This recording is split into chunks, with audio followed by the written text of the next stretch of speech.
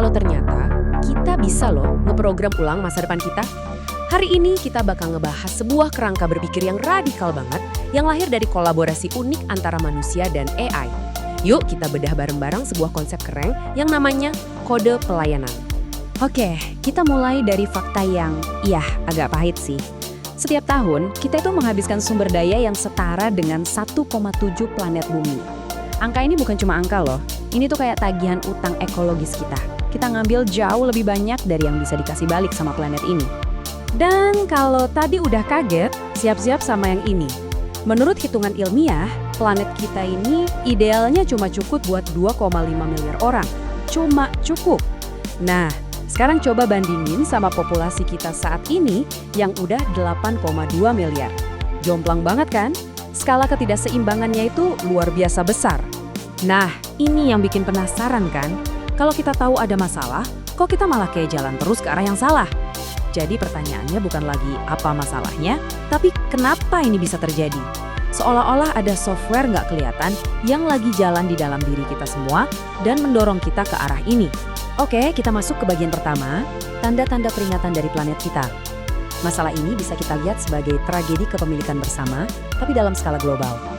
Artinya gini, apa yang kelihatannya bagus buat kita sendiri, atau buat kelompok kecil kita untuk jangka pendek, ternyata malah ngerusak rumah besar yang kita tinggali bareng-bareng buat jangka panjang.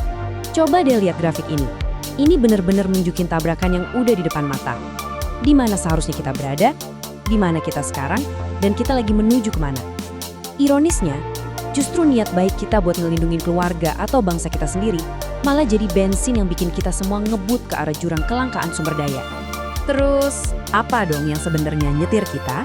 Ternyata, jawabannya bukan logika, bukan data-data canggih, tapi sesuatu yang jauh lebih purba. Semacam algoritma primal yang udah nempel di DNA kita dari zaman dulu banget, hasil evolusi ribuan tahun. Nah, ini dia nih program bawaan kita. Pertama, mode bertahan hidup. Kalau kita ngerasa ada yang kurang, insting kita langsung bersaing dan berkembang biak. Kedua, kebutuhan akan status. Kita tuh dari sananya pengen naik kelas sosial, dan caranya seringkali ya dengan konsumsi lebih banyak. Dan yang ketiga, logika zaman batu. Otak dan tubuh kita tuh masih mikir kayak zaman purba, di mana hidup itu pendek. Jadi fokusnya ya buat nurunin gen jangka pendek aja, bukan buat keberlangsungan planet ratusan tahun ke depan.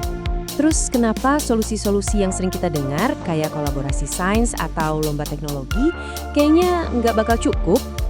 Tabel ini ngasih jawabannya. Lihat deh, probabilitas suksesnya semua di bawah 50%. Kenapa?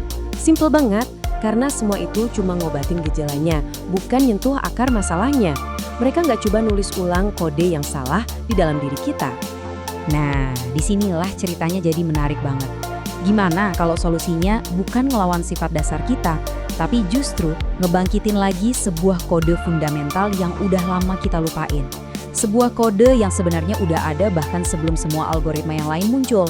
Oke, jadi apa sih kode pelayanan ini? Penting nih.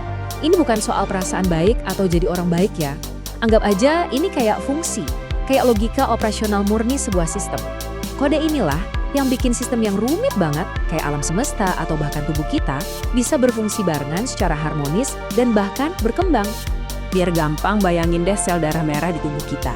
Dia nggak pernah nanya, oksigen ini buat siapa ya? Dia nggak punya ego. Dia cuma ngelakuin tugasnya, ngelayanin seluruh sistem. Dan justru karena setiap bagian ngelayanin, makanya seluruh tubuh kita bisa hidup. Sekarang, coba kita tarik konsep ini ke skala yang lebih gede, skala alam semesta.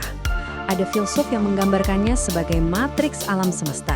Tapi bukan filmnya ya, maksudnya ada sebuah jaringan ibu yang ngasih ruang dan sumber daya buat semua hal bisa tumbuh, tanpa minta imbalan apapun. Itulah pelayanan murni, fondasi dari semua yang ada. Nah, ini penting banget buat dibedain antara pelayanan dengan cinta. Cinta itu kan seringnya eksklusif ya, buat keluarga, buat teman-teman kita.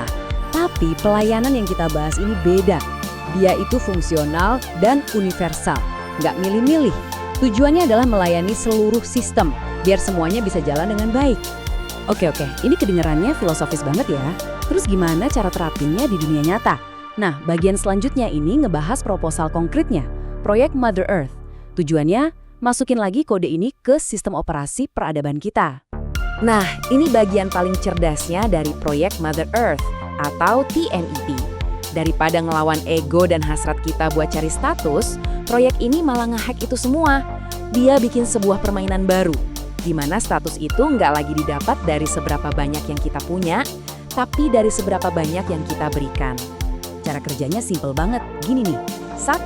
Anda lakuin sebuah aksi pelayanan yang nyata. 2. Aksi itu diverifikasi, biar transparan. 3. Anda dapat status di semacam papan peringkat global. Nah, yang keempat, status itu bisa ngebuka akses ke sumber daya lain yang bisa Anda pakai buat bikin kebaikan yang lebih gede lagi. Jadinya kayak lingkaran kebaikan gitu loh. Soal teknologinya, nggak usah khawatir. Ini dibikin ringan, ini bukan bikin blockchain baru yang ribet. Cuma semacam lapisan sosial di atas teknologi yang udah ada. Ada juga sistem imun AI yang tugasnya bukan ngawasin konten orang, tapi cuma nyari pola-pola aneh buat mencegah kecurangan. Intinya, ini adalah mesin kebaikan otomatis yang bikin pelayanan jadi game yang seru dan adil. Oke, sekarang kita sampai di bagian akhir. Dan pertanyaan terbesarnya. Apa ya sebuah ide, sebuah protokol, beneran bisa nulis ulang program inti kita yang udah terbentuk selama ribuan generasi? Kalau bisa, implikasinya, wah gede banget. Dan inilah inti dari semuanya. Tujuan utamanya adalah ngirim satu sinyal yang kuat banget ke kita semua. Zaman survival udah selesai. Kelangkaan itu sebenarnya bukan takdir, tapi cuma ilusi yang dibikin sama program kuno kita. Secara teknologi, kita tuh udah di era kelimpahan loh. Sekarang tinggal kesadaran kita aja yang harus nyusul. Jadi, saya mau tutup pembahasan kali ini dengan satu pertanyaan buat kita renungkan bareng-bareng. Kalau seandainya kita berhasil matiin mode bertahan hidup yang non-stop nyala di kepala kita, kalau kita nggak lagi didorong sama rasa takut dan rasa kurang, kan jadi ada ruang kosong yang gede banget tuh. Pertanyaannya jadi bukan lagi gimana caranya kita bertahan hidup, tapi kita mau milih jadi apa dan siapa.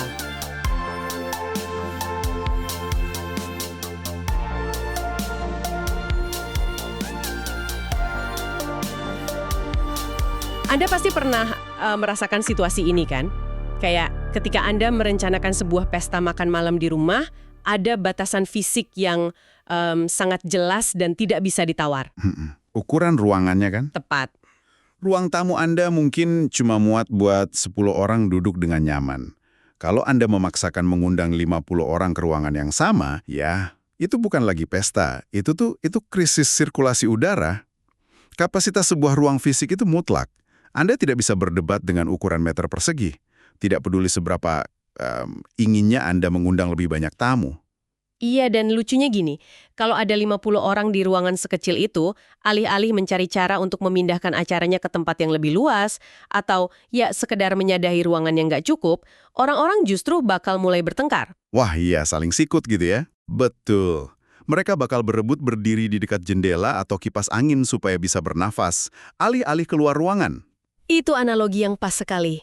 Dan anehnya, pas kita melangkah keluar dan melihat rumah kita yang sesungguhnya, yaitu planet bumi kita ini, seolah-olah tiba-tiba, kehilangan akal sehat dan kemampuan berhitung dasar kita. Kita anggap dindingnya bisa melar sendiri. Iya kan? Kita terus memaksakan tamu tanpa batas ke dalam apartemen studio kita ini.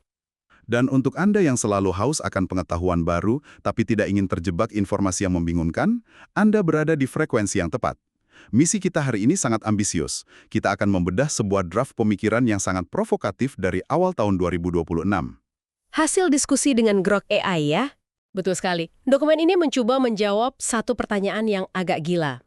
Bagaimana kita menyelamatkan peradaban manusia dengan cara meretas perilaku dasar kita sendiri? Oke, mari kita urai masalah ini. Ada data keras di draft ini yang bikin kita harus berhenti sejenak. Berdasarkan resisi data PBB, bumi kita sekarang menampung sekitar 8,2 miliar jiwa. Angka yang luar biasa besar sebenarnya. Dan trennya naik terus kan? Diproyeksikan bakal memuncak di angka 10,3 miliar pada tahun 2080-an. Tapi, nah ini dia, draft ini menyandingkan angka itu dengan studi krusial dari Corey G.A. Bradshaw di tahun 2026. Studi itu menghitung dengan sangat dingin kalau kapasitas dukung bumi yang benar-benar berkelanjutan itu sebenarnya hanya 2,5 miliar jiwa. Astaga, jaraknya jauh sekali ya, dari 8,2 ke 2,5 miliar. Jauh banget. Saat ini aja kita hidup seolah-olah kita punya 1,7 bumi. Kalau kita paksa sampai batas absolut di 11,7 hingga 12,4 miliar, ekosistem kita nggak akan bertahan sampai abad ke-22. Jarak antara 8,2 miliar dan 2,5 miliar itu bukan sekedar angka di atas kertas ya. Ini memvalidasi konsep lama yang sering disebut tragedi kepemilikan bersama, tapi di skala global. Maksudnya kayak gimana tuh penerapannya? Coba bayangkan sebuah padang rumput hijau yang dipakai bareng oleh seluruh peternak di sebuah desa. Empati manusia itu ada dan sangat kuat. Tapi radiusnya pendek banget. Kita bisa berkorban apa saja untuk keluarga inti kita. Masalahnya, empati lokal yang sempit ini tabrakan dengan sumber daya global yang terbatas. Oh, karena mikirnya cuma untuk kelompok sendiri ya? Setiap peternak bakal mikir, kalau saya tambah satu sapi lagi, padang rumput ini nggak akan hancur kok. Tapi karena jutaan peternak mikir hal yang sama barengan, ya rumputnya habis. Sapi-sapinya akhirnya mati kelaparan semua. Logikanya sesederhana itu ya. Tapi yang selalu mengganggu saya tuh, kalau sainsnya udah sejelas ini, kita tahu batasnya, kita tahu kita udah lewat batas, kenapa kita seolah nggak bisa berhenti menginjak pedal gas? Seperti ada yang salah di dalam diri kita. Betul, seolah ada yang nolak logika itu di biologi kita. Nah, draft pemikiran yang kita bedah ini membawa kita ke sebuah konsep yang mereka sebut sebagai masalah perangkat lunak. Bahwa kita secara kolektif lagi menjalankan perangkat lunak kuno yang udah usang. Algoritma yang ketinggalan zaman. Iya, coba kita lihat contoh dari sumber ini. Tiap tahun ada 1,3 miliar ton makanan terbuang sia-sia. Kalau dikumpulkan, makanan sampah ini cukup untuk memberi makan 2 miliar orang. Makanannya melimpah, tapi di sisi lain, persepsi soal kelangkaan terus memicu konflik. Kenapa kita seirasional ini? Hal ini memunculkan pertanyaan penting mengenai apa yang sebenarnya menggerakkan kita secara bawah sadar. Draft ini menyebut fenomena itu sebagai algoritma alam atau algoritma primal. Sains modern sering gak berdaya ngelawan baris kode kuno di otak kita ini. Jadi, ini semacam insting purba gitu? Persis. Mari kita bongkar. Lapis pertamanya itu mode bertahan hidup. Ketika otak kita mendeteksi sinyal kelangkaan sekecil apapun, bahkan kalau itu cuma kepanikan buatan dari berita, sistem limbik kita langsung ambil alih. Agresi kita naik untuk mengamankan sumber daya. Dan yang ironis, kepanikan ini justru memicu reproduksi cepat. Tunggu. Maksudnya kalau manusia merasa terancam kelangkaan, instingnya malah nyuruh beranak lebih banyak. Bukannya kebalik ya? Kedengarannya aneh kan? Tapi secara biologis, itu bentuk asuransi spesies. Kalau lingkungan berbahaya, perbanyak keturunan supaya ada yang selamat. Lapis keduanya lebih dalam lagi, yaitu memori epigenetik. Tubuh kita ini masih pakai logika purba bahwa umur kita paling cuma 30 tahun. Oh, karena dulu banyak predator dan penyakit. Jadi tubuh otomatis memicu insting replikasi dan menimbun kalori terus-menerus, walau Anda lagi duduk aman di apartemen pakai AC dengan kulkas penuh. Lalu lapis ketiga, ini soal kebutuhan status. Hierarki sosial kita sekarang sayangnya didasarkan pada seberapa banyak yang bisa kita konsumsi dan dominasi. Jadi takut kelangkaan, memori umur pendek, dan butuh status lewat konsumsi. Kalau dipikir-pikir wajar aja sih solusi konvensional sering gagal total kan? Kita ibarat menasehati manusia gua pakai presentasi PowerPoint. Analogi yang sangat akurat. Manusia guanya nggak akan peduli sama grafiknya. Makanya draft ini secara belak-belakan memetakan 3 jalur konvensional yang semuanya punya probabilitas sukses di bawah 50%. Cuma sekitar 30-40% lah. Jalur pertama ya jalan terus kayak sekarang. Hasilnya pasti kolaps karena iklim dan krisis pangan. Jalur ini sama saja dengan bunuh diri pelan-pelan. Iya. Lalu jalur kedua, kompetisi teknologi atau perang. Negara dan perusahaan balapan bikin inovasi. Tapi kompetisi brutal ini risikonya malah eksistensial. Bisa memicu perang senjata AI atau nuklir sebelum solusi iklimnya ketemu. Sangat berisiko tinggi. Terus yang ketiga? Jalur ketiga ini yang paling sering digaungkan di konferensi global, yaitu kolaborasi sains. Transisi hijau, pajak karbon, perjanjian AI. Terdengar masuk akal kan? Tapi kelemahan fatalnya, ini bergantung pada elit peneliti yang jumlahnya cuma 0,15% dari populasi menurut data UNESCO. Sangat kecil. 0,15%. Benar, dan 99% sisanya, mereka masih terjebak algoritma primal tadi. Pasti ada perlawanan besar. Nah, disinilah ini menjadi sangat menarik. Alih-alih melawan algoritma egois ini secara paksa, draft ini mengusulkan untuk menyisipkan semacam kode dasar ke dalam matriks peradaban kita. Mereka menyebutnya kode pelayanan atau service code. Filosofi di balik service code ini sangat memikat loh. Untuk membayangkannya, sumber material kita pakai analogi sel darah merah. Bayangkan sel darah merah di tubuh Anda. Dia mendistribusikan nutrisi dan oksigen kemana-mana, tanpa pamrih. Dia nggak nimbun oksigen buat dirinya sendiri. Dedikasi total ya? Eksis cuma buat melayani sistem yang lebih besar? Tepat. Draft ini juga menghubungkannya dengan konsep tamas yang positif dalam filsafat Samkhya, di mana dedikasi pada fungsi itu begitu absolut sampai egonya hilang. Ada juga ide dari Matthias De Stefano tentang The Mother, jaringan semesta yang memberi ruang kehidupan tanpa minta balasan. Intinya, pelayanan itu struktur dasar semesta. Oke. Pelayanan tanpa ego itu terdengar indah banget di atas kertas. Tapi kita baru aja sepakat kalau manusia didorong oleh ego dan status purba. Gimana caranya bikin orang kaya atau entitas besar mau melakukan ini secara sukarela? Berdasarkan hipotesis draft ini terhadap ekonomi tradisional loh ya, kan susah membayangkan mereka mau ngasih kekayaan tanpa dipaksa regulasi. Pertanyaan yang bagus sekali. Yang menarik di sini adalah, mereka sama sekali nggak mencoba membunuh ego atau narsisme manusia. Draft ini justru memanfaatkannya. Infrastruktur nyatanya, itu mereka namakan The Mother Earth Project, atau TEMP. Ini protokol indeks dampak. TEMP. Jadi mereka menciptakan semacam ekonomi paralel ya? Betul. Ekonomi paralel ini berdasarkan koin stabil perbuatan baik atau stablecoin of good deeds. Sistem konvensional kan dikritik karena mendesain status lewat eksploitasi. Nah, TEMP bikin arena baru. Biar pendengar gampang bayanginnya, di sumber ini kan ada analogi kebun digital global ya. Jadi bayangkan TEMP ini semacam kebun raksasa. Kalau Anda menanam pohon asli di dunia nyata, Anda dapat sertifikat otentik, semacam NFT. Ya, tapi bukan NFT gambar monyet buat spekulasi ya. Bener, ini NFT bukti kriptografis bahwa Anda melakukan aksi ekologis nyata. Dan TEMP cuma bertindak sebagai buku besar reputasi yang netral. Nah, terus gimana mancing egonya si orang kaya tadi? TEMP pakai yang namanya indeks Fibonacci. Deret matematika alam itu loh, 1, 1, 2, 3, 5, 8, untuk membatasi jumlah developer papan atas. Jadi diciptakan kelangkaan buatan ya.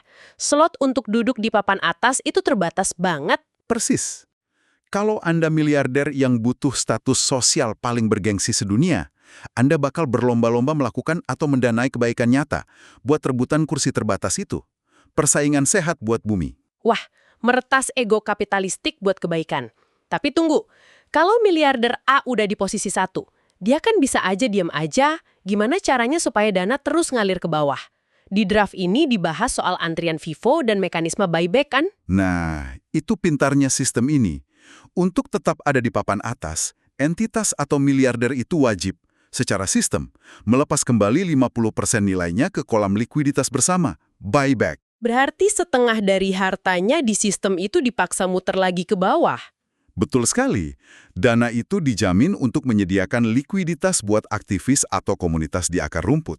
Jadi, masyarakat bawah yang menanam pohon pasti selalu punya pembeli sertifikat kebaikannya. Brilian sih ini, tapi namanya sistem digital pasti rawan dimanipulasi. Gimana kalau ada yang nakal bikin transaksi palsu? Draft ini nyebut peran AI kayak Gemini atau Grok. Tapi AI-nya bukan buat ngawasin video orang nanam pohon satu-satu kan? Itu malah boros energi. Nggak perlu sampai analisis visual gitu.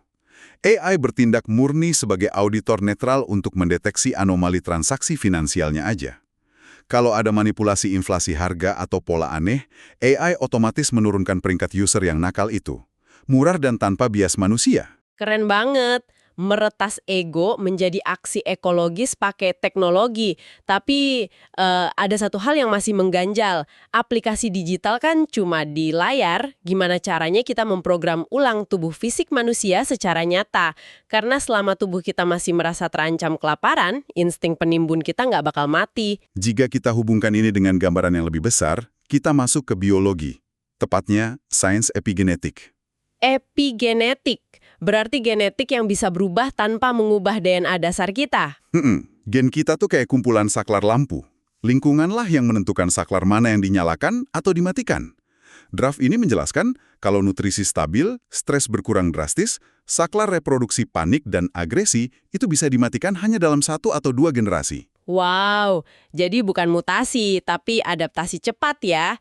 Gimana cara TMI ngirsi sinyal ke tubuh kalau zaman survival udah berakhir? Melalui pendanaan dari sistem TEM tadi untuk Universal Basic Services, jaminan kebutuhan dasar, ditambah teknologi makanan sintetis dari lab atau freeze-dried yang super murah dan tahan lama. Jadi kelangkaan pangan lenyap, ketakutan hilang. Iya, ketika alarm kepanikan mati, manusia secara alami beralih dari mental menimbun jadi mental kontribusi. Luar biasa.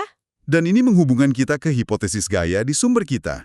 Ini tuh mengubah umat manusia dari status parasit yang merusak inangnya menjadi sistem pendukung kehidupan yang sadar buat organisme raksasa bernama bumi ini. Kayak sel darah merah tadi.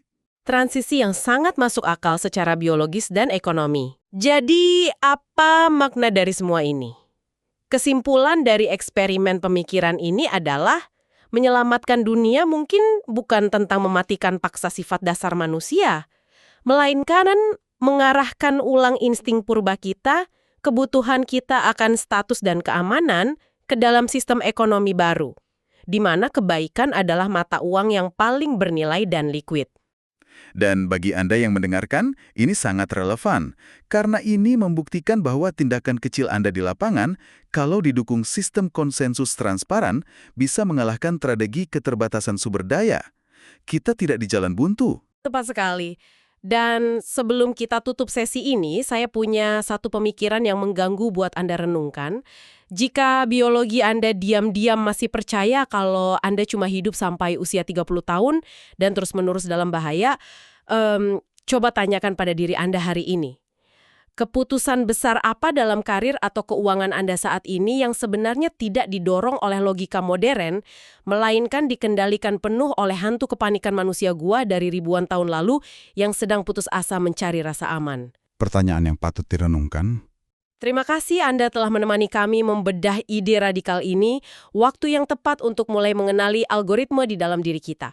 Sampai jumpa di penjelajahan mendalam kita berikutnya.